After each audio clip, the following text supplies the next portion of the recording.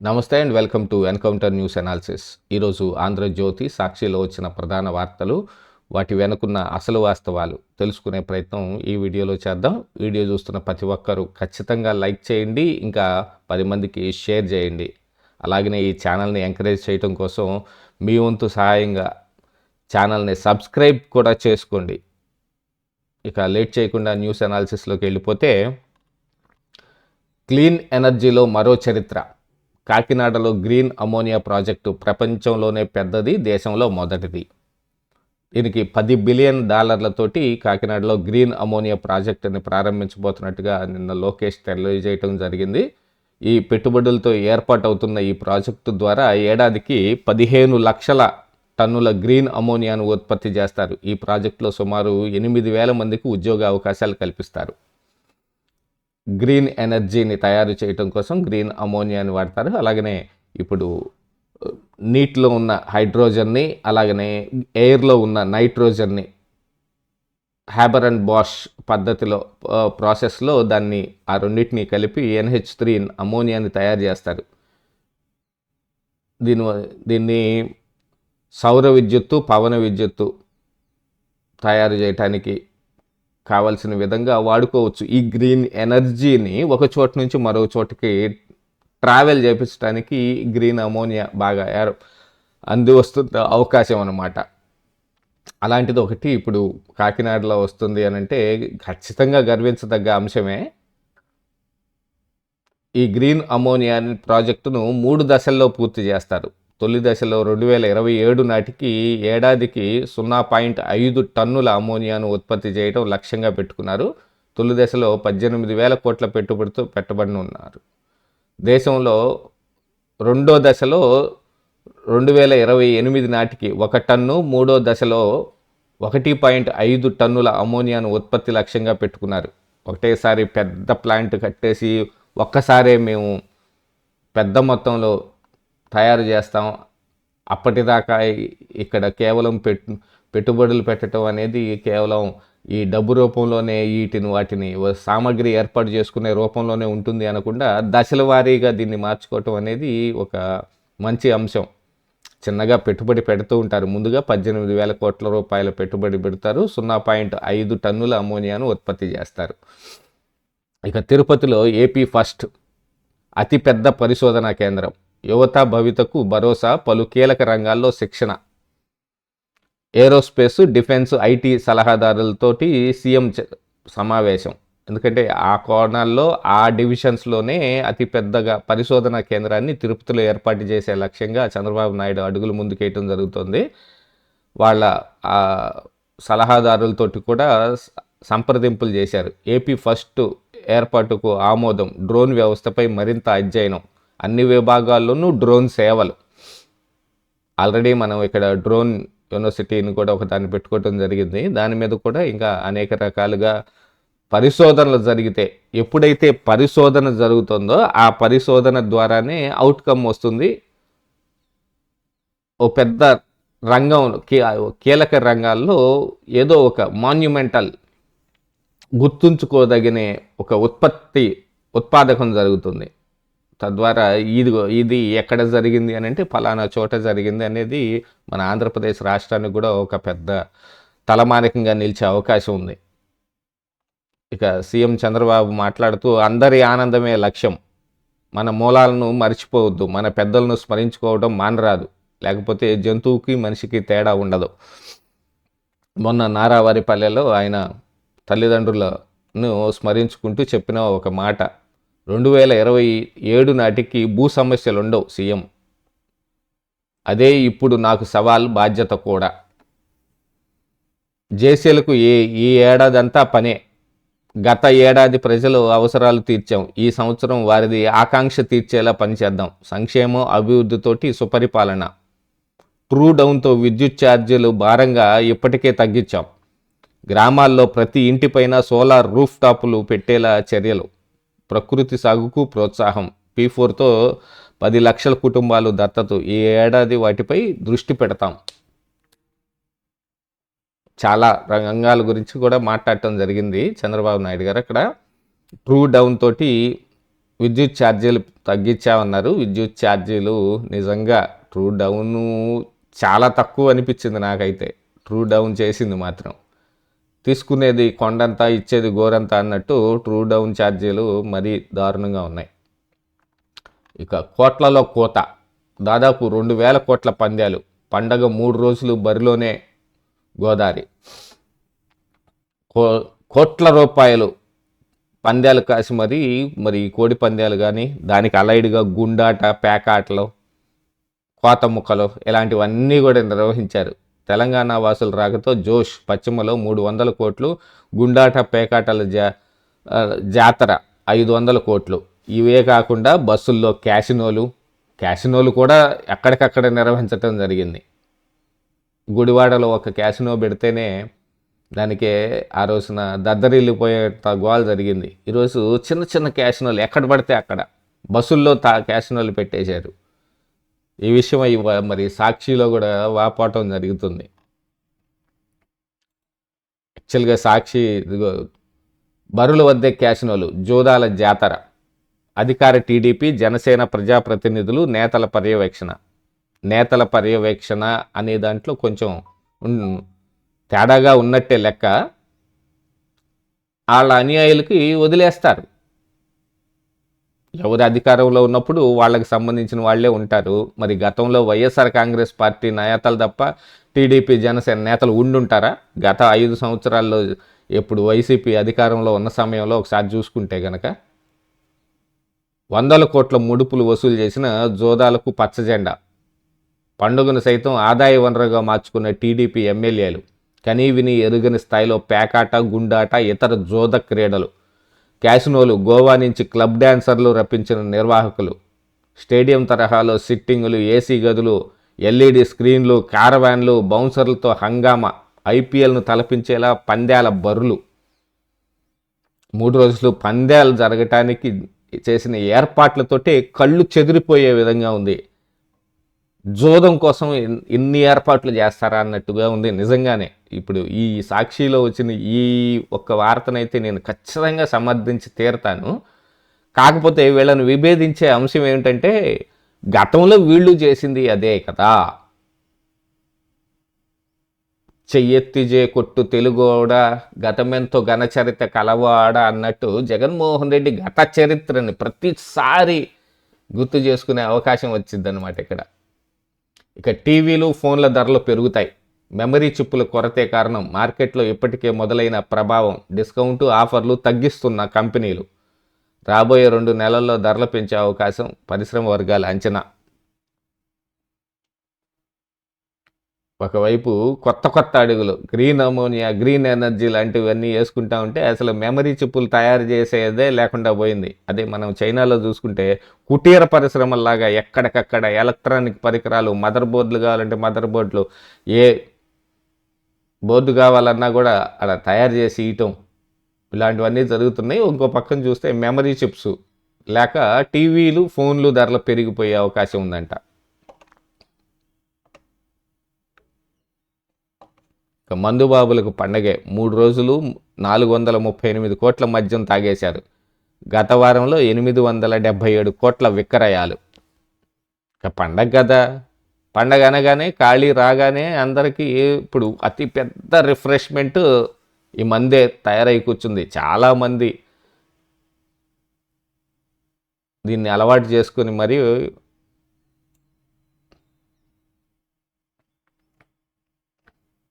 ఇక ట్రంప్ చేతికి నోబెల్. విచిత్రమైన విషయం, నాకు నోబెల్ శాంతి బహుమతి ఇవ్వాలి, మీరు ఇవ్వలేదు అని ఏడ్చి గగ్గోలు పెట్టిన ట్రంప్కి శాంతి నోబెల్ బహుమతి వచ్చింది. తనకు వచ్చిన శాంతి బహుమతిని అమెరికా అధ్యక్షుడికి బహుకరించిన మరియా మచాడో. వెనుజులా స్వేచ్ఛకు మద్దతిచ్చినందుకే నన్ను వెల్లడి. పథకం యజమానులు చేతులు మారచ్చు కానీ విజేత పేరు మారదు నోబెల్ కమిటీ చెప్పింది. అయినా కూడా సిగ్గు లేకుండా ట్రంప్ దాన్ని ఆనందంగా తీసుకున్నాడు. అదే ఇదిగో ఇక్కడ మీరు చూసారంటే లోకం తీరు కార్టూన్లో కూడా అదే మచ్చితో నోబెల్ బహుమతిని ఇస్తుంటే ఆనందంగా తీసుకుంటున్నాడు. వెనుజులా అధ్యక్ష పదవి ఇచ్చాయి. ఇదిగోండి ట్రంప్ చేతికి నోబెల్ శాంతి పథకం. తనకు వచ్చిన బహుమతిని అమెరికాలో అధ్యక్షుడికి బహుకరించిన మచాడో. వెనిజులా ప్రతిపక్ష నాయకురాలు మచాడో తన నోబెల్ శాంతి బహుమతిని అమెరికా అధ్యక్షుడు ట్రంప్కు బహుకరించారు.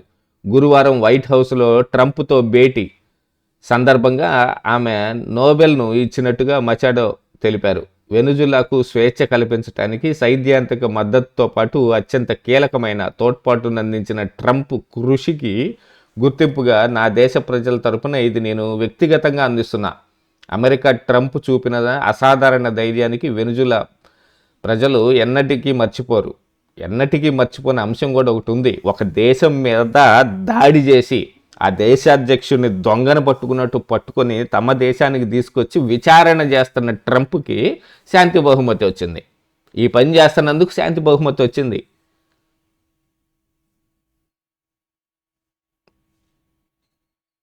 ఎంత ఆనందంగా తీసుకుంటున్నాడో చూడండి ఆ బహుమతిని. అరే కొంచెం సిగ్గు వెరపు కూడా పట్టం లేదు.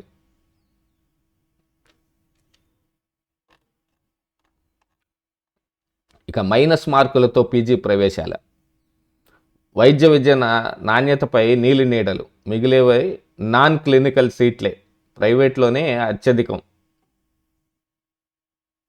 ఇక పీజీ వైద్య విద్యలో ప్రవేశానికి -40 మార్కులను కట్ ఆఫ్గా నిర్ణయిస్తూ జాతీయ వైద్య కమిషన్ తీసుకున్న నిర్ణయంపై సర్వత్రా విమర్శలు వెల్లువెత్తుతున్నాయి.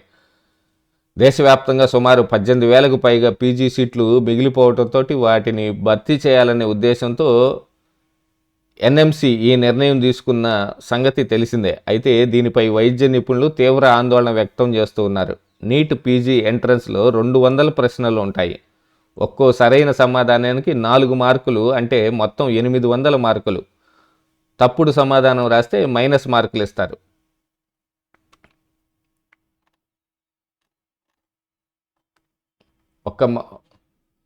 ఒక మార్కు మైనస్ చేస్తారు. కనీసం 40 ప్రశ్నలకు సరైన సమాధానం రాస్తే 160 మార్కులు వస్తాయి. మిగిలిన 160 ప్రశ్నలకు తప్పు సమాధానాలు ఇచ్చిన 160 మార్కులు మైనస్ అయ్యి 0 వస్తుంది.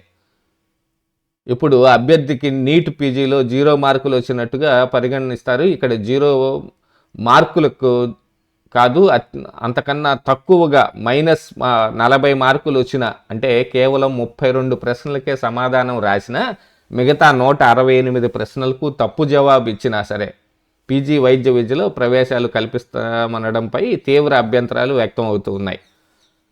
మరి ఇది ఏం పద్ధతో తెలియదు. మైనస్ మార్కులతో కూడా సీటు కొట్టొచ్చంట. పీజీలో క్లినికల్, నాన్ క్లినికల్ సబ్జెక్టులు ఉంటాయి. ప్రధానంగా నాన్ క్లినికల్లో anatomy, physiology, forensic science, biochemistry, pharmacology ఉంటాయి. వీటిలో అనాటమీ, ఫిజియాలజీ, ఫోరెన్సిక్ సీట్లు ఎక్కువగా మిగిలిపోతుంటాయని నిపుణులు చెబుతున్నారు. అయితే ప్రభుత్వ వైద్య కళాశాలల్లో నాన్ క్లినికల్ సీట్లు దాదాపు పూర్తవుతుంటాయని, అందుకు ప్రధాన కారణం స్టైఫండ్ అని అంటారు. పీజీ మొదటి ఏడాది విద్యార్థులకు సర్కారు స్టైఫండ్ కింద నెలకు 78,000 నుంచి 80,000 ఇస్తుంది. ఇక మిగిలిపోయేవన్నీ ప్రైవేట్లో ఉండే సీట్లే.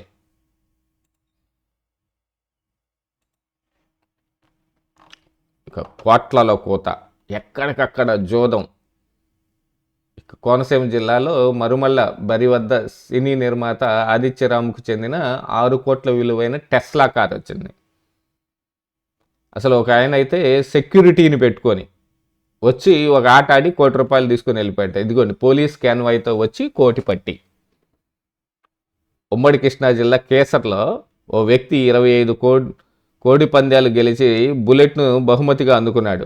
గన్నవరం నియోజకవర్గంలో కేసరపల్లిలో ఒక ప్రముఖుడు కోడి పందెంలో కోటి గెలుచుకున్నారు. పోలీస్ క్యాన్వాయ్తో వచ్చి ఆయన ఒకే ఒక పందెం కట్టి 10 నిమిషాల్లో కోట్లు కొల్లగొట్టారు.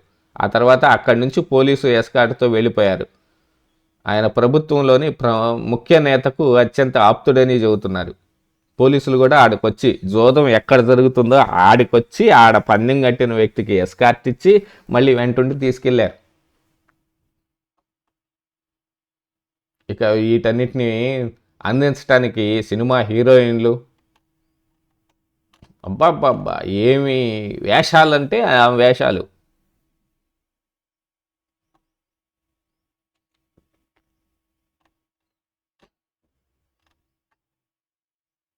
క్లీన్ ఎనర్జీలో మరో చరిత్ర.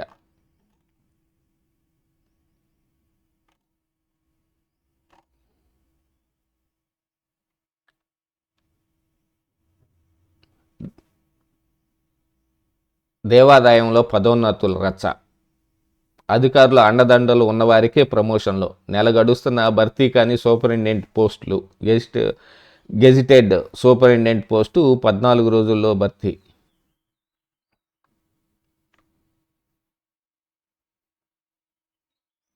దేవాదాయ శాఖలో ఉద్యోగులకు పదోన్నతి దక్కటం ఆషామాషి వ్యవహారం కాదు. ఉన్నతాధికారులు నచ్చాలి, వారి మెప్పు పొందాలి. ఎస్టాబ్లిష్మెంట్ విభాగం అధికారులను ప్రసన్నం చేసుకోవాలి. ఆ తర్వాత ఎవరికైనా ప్రమోషన్ వస్తుంది. అధికారులను ప్రసన్నం చేసుకుంటే అర్హత లేకపోయినా పదోన్నతులు ఇస్తుంది. లేకపోతే ఆ ఉద్యోగి ఎన్నేళ్ళుగా అయినా అదే క్యాడర్లో ఉండిపోవాల్సిందే. డిప్యూటీ కమిషనర్ నుంచి సీనియర్ అసిస్టెంట్ పదోన్నతుల వరకు దేవాదాయ శాఖలో ఇదే విధానం అమలవుతోంది. శాఖ ప్రధాన కార్యాలయంలో కొంతమంది ఉద్యోగులపై తీవ్ర వివక్ష కొనసాగుతోంది. ఇక్కడ ఎప్పటి నుంచో ఖాళీగా ఉన్న సూపరింటెండెంట్ పోస్టును భర్తీ చేసేందుకు అధికారులు చర్యలు తీసుకోవడం లేదు. పరిస్థితి అలాగుంది.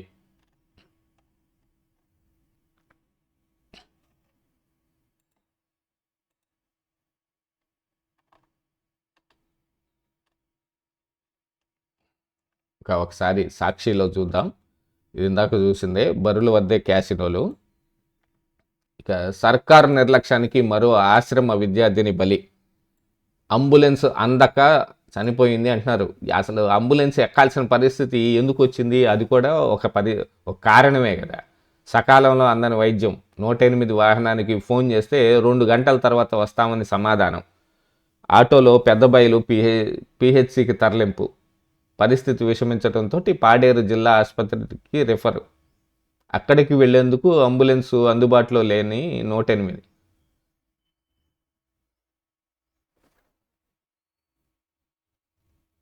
బాబు సర్కారు మైక్రో బ్రోవరీలు.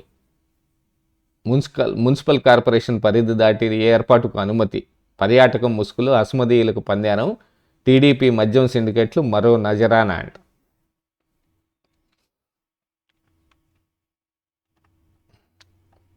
ఇక లోపల పేజీలో ఇక విస్తృతంగా వచ్చిన కథనాలు వాళ్ళకు చేతికి అంది వచ్చినవి మొత్తం రాస్తారు. టీడీపీ మద్యం సిండికేటు ఆడిందే ఆట పాడిందే పాటగా మారింది. ప్రైవేటు మద్యం దుకాణాలు, బార్లను అడ్డగోలుగా టీడీపీ సిండికేటు కట్టబెట్టిన చంద్రబాబు సర్కారు ఆ అడ్డగోలు దోపిడీకి అడ్డు అదుపు లేకుండా అనుమతులు జారీ చేస్తోంది. ఊరు వాడ బెల్ట్ షాపులతో మద్యాన్ని ఏరులై పారిస్తోంది. చాలక నకిలీ మద్యం తయారీని రాష్ట్రంలో కుటీర పరిశ్రమలో మార్చేసింది. ఆ కుటీర పరిశ్రమ ఏర్పాటు చేయించింది ఎవరండి? జోగి రమేష్ అరెస్ట్ ఎందుకు జరిగింది? అద్దేపల్లి జనార్దన్ రావు ఏం చెప్పాడు? ఇవన్నీ కూడా ఒకసారి గుర్తు చేసుకుంటే ఇవి రాయలేరేమో, అందుకని వాటిని గుర్తు చేసుకోరు. నాడు డిస్టిలరీలు, నేడు మైక్రో బ్రోవరీలు. గతంలోనూ చంద్రబాబు ఇదే రీతిలో తమ అస్మదీయులకు, బినామీలకు, టీడీపీ నేతలకు, కుటుంబాలకు అడ్డగోలుగా మద్యం డిస్టిలరీలు ఏర్పాటుకు లైసెన్సులు జారీ చేశాడు. 2019 నాటికి రాష్ట్రంలో 20 డిస్టిలరీలు ఉంటే వాటిలో 14 డిస్టిలరీలు టీడీపీ ప్రభుత్వమే అనుమతులు ఇచ్చింది. అనుమతుల వరకే ఇచ్చింది. ఆ తర్వాత ఆక్రమించుకొని అందులో విచిత్రమైన మద్యం, ప్రెసిడెంట్ మెడల్స్, 3 క్యాపిటల్స్ ఇలాంటివన్నీ తయారు చేసింది జగన్మోహన్ రెడ్డి, వైఎస్ఆర్ కాంగ్రెస్ పార్టీ నాయకులు.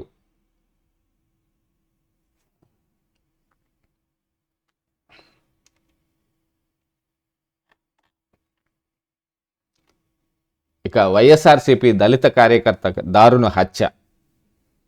పల్నాడు జిల్లా పిన్నెల్లిలో సాల్మన్పై ఇనుపు రాడ్లతో దాడి చేసిన టీడీపీ గూండాలు. భార్యకి ఆరోగ్యం బాగలేదని చూడటానికి వస్తే మరి ఇదే అదునుగా చూసుకొని మరి ప్రత్యర్థులు దాడి చేసి ఆయన రాడ్లతో కొట్టారు, బాగా బాదారు. ఆసుపత్రికి తీసుకెళ్ళిన 5 రోజులు ఆయన ఉండి తర్వాత చనిపోతే ఆయన మృతదేహాన్ని మళ్ళీ తిరిగి పిన్నెల్లికి తీసుకొచ్చారు. ఆడ మరి ఉద్రిక్త పరిస్థితులు ఏర్పడితే గొడవలు జరిగే అవకాశం ఉందని చెప్పి పోలీస్ పహారా పెడితే దాన్ని కూడా వేరే రకంగా చిత్రీకరించి అసలు బ్యారికేడ్లు పెట్టి ఊళ్ళోకి కొత్త వ్యక్తులు ఎవరు రాకుండా అడ్డగించేశారు. అంటే ఇప్పుడు చూడటానికి పక్క ఊళ్ళ నుంచి వేరే చోట్ల నుంచి మరి వాళ్ళ బంధువులు వస్తారు కదా, వాళ్ళని కూడా రానివ్వలేదు అనేది ఇక్కడ వీళ్ళు ఎస్టాబ్లిష్ చేస్తుంది. అసలు దీని మీద జగన్మోహన్ రెడ్డి నిప్పులు జరగటం, ఇగో పాలించడానికి మీరు అర్హులేనా? సీఎం చంద్రబాబుపై నిప్పులు జరిగిన వైఎస్ జగన్. గతంలో మరి ఇవన్నీ ఏమైపోయాయో ఈ నీతి కబుర్లు, ఇప్పుడు నిప్పులు చెరగటం కంటే ఆ రోజు మనం సక్రమంగా ఉండుంటే, యాక్చువల్గా ఆ ఏరియాలోనే ఒక పెద్ద గేమ్ నడుస్తూ ఉంటుంది. ఎవరు అధికారంలో ఉంటే వాళ్ళు మొత్తం ఆక్రమించేసుకుంటారు, మిగతా వాళ్ళు ఊళ్ళు వదిలిపెట్టి పారిపోయి వేరే చోట తలదాచుకోవటం. పైన గవర్నమెంట్ మారిందనుకోండి, మళ్ళీ వాళ్ళు వస్తారు, వీళ్ళు పారిపోతారు. ఈ గౌతమ్ నుంచి జరుగుతుంది కక్షలు, కార్పణ్యాలు, కొట్లాటలు, హత్యలు అన్నీ ఆడనే జరుగుతాయి. ఇన్ని నీతి కబుర్లు చెప్పే బదులు ఆ రోజు తురక కిషోర్, అదే ప్రాంతానికి చెందిన వ్యక్తి, ఆ తురక కిషోర్ చేస్తున్న దాడిని ఆ రోజు ఖండించుంటే ఇప్పుడు ఈ పరిస్థితి రాకపోను కావచ్చు.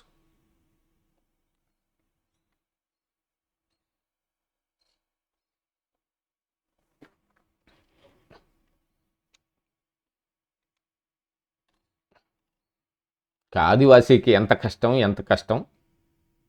భార్య మృతదేహంతో 36 గంటల పాటు పడిగాపులు. విశాఖ కేజీహెచ్లో ఆదివాసీ గిరిజనుడికి దారుణ అనుభవం. అంబులెన్స్ లేక ఇక్కట్లు.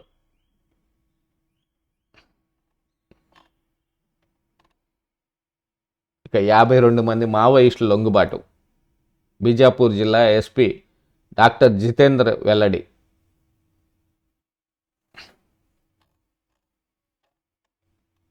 సో ఇవండి ఈ రోజున సాక్షి, ఆంధ్రజ్యోతిలో వచ్చిన ప్రధాన వార్తలు, వాటి వెనకున్న అసలు వాస్తవాలు. వీడియోని చివరిదాకా చూసిన వారికి నా ప్రత్యేక ధన్యవాదాలు. మళ్ళీ రేపటి వీడియోలో కలుద్దాం.